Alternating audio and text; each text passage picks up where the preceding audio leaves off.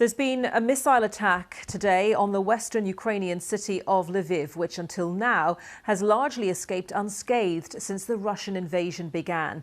The latest reports say 6 people have been killed and 8 wounded. Residents spoke of hearing 5 explosions on the outskirts of the city, and smoke was seen rising from residential areas. Overnight, there's been an apparent intensification of the Russian bombardment of Ukraine, with multiple targets across the country targeted by airstrikes and shelling. 5 people have reportedly been killed and 13 injured in shelling in the city of Kharkiv, while in Mykolaiv, near the port of Odessa, the governor reports continuous rocket attacks. Of the shattered city of Mariupol, Ukraine's foreign minister has said the situation is dire militarily and heartbreaking. It doesn't exist anymore. The remainder of the Ukrainian army and large groups of civilians continue their struggle, but it seems the Russian army decided to raze the city to the ground at any cost. Well, our correspondent Dan Johnson is in Lviv and gave us this update about the missile strikes there. This morning, it does look like there has been a strike on Lviv. We're not able to actually swing our camera around to show you at the moment. The Ukrainian officials ask us not to do that in the immediate aftermath of an attack. But just off camera, there are plumes of smoke now coming from the city's skyline. And from this rooftop position, I actually heard the jets flying overhead myself. I saw a missile flying through the air, then landing on the edge of the city, and that's where we can now see black smoke coming from. It looks like there has been an attack. 4 explosions reported this morning, we believe close to the city's railway station. And this will really put people on edge here. They thought that Lviv was a safe place, relatively at least anyway, in the west of Ukraine, hundreds of miles away from the fighting in the east. But this underlines the sort of threat that is posed to people right across the country, because we've seen attacks on a number of cities as well as the capital, Kyiv, in the last few days. Russia had been targeting military facilities. Exactly what has been hit here this morning, we're still waiting to find out, but certainly people in Lviv now know the scale of the threat of Russian air attack, if indeed that is what this proves to have been. It is a nervy time for people in this city and in other cities right across Ukraine. Dan Johnson reporting there in Lviv. Well, let's look now at what is happening in the southeastern city of Mariupol. Our correspondent Sean Dilley reports. Mariupol has not yet fallen, technically. Ukrainian troops who had until recently defended the now occupied streets are held up in the city's vast Azovstal steelworks, despite an ultimatum by President Putin's forces to surrender no later than yesterday. Russian troops know that Ukrainians are waiting inside, ready to welcome them with guerrilla tactics in their last stand for the strategic port city.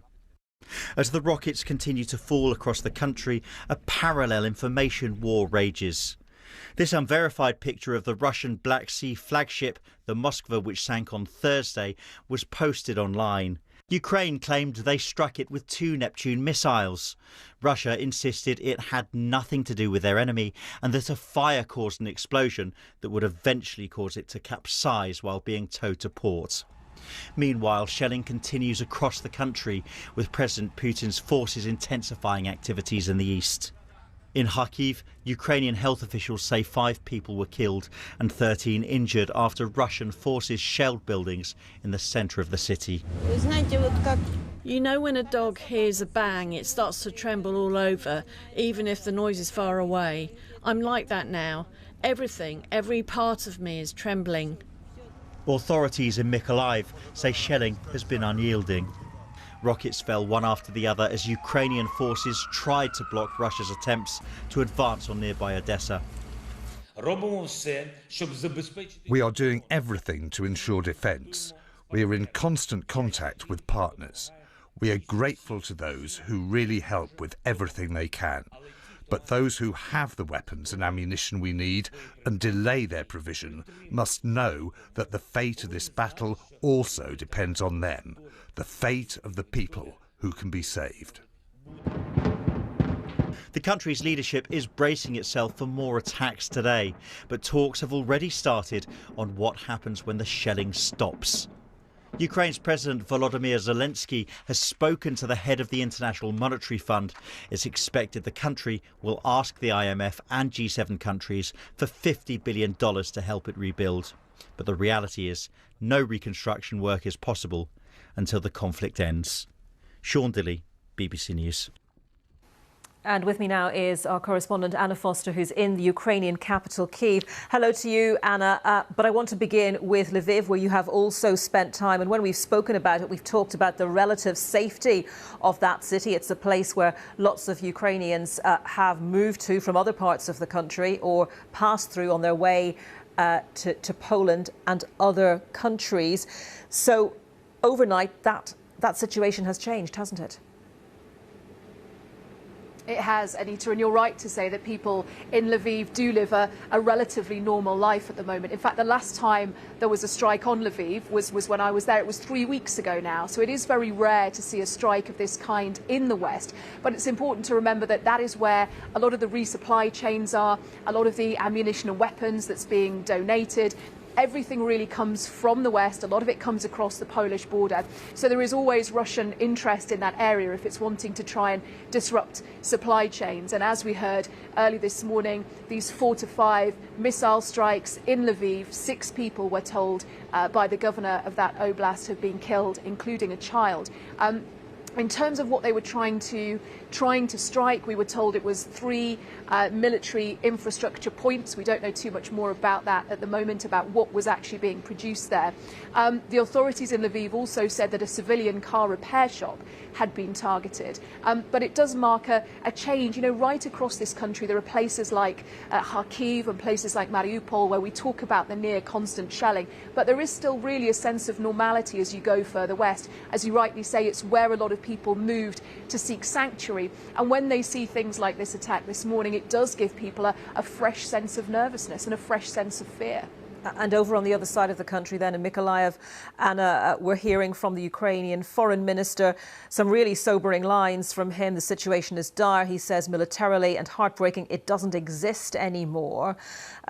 Are the Ukrainians saying that, in so many words, that Russia now has control of Mariupol?